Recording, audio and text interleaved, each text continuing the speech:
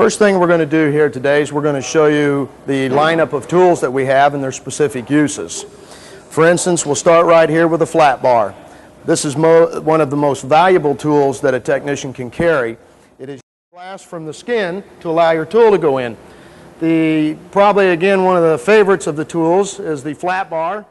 First bulb, this is the colored area, which in this case is yellow, fluorescent Yuba yellow. This is the top bulb, and then you can see a small gray strip right here.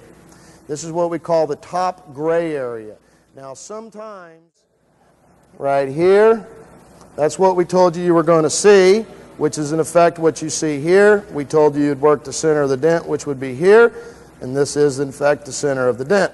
So you would work it right across. Now that may just be a little scuff mark. We're not sure. I think he's going to put a little polish in it, and we'll find out if that is, or if that's a flaw in the paint or whatever.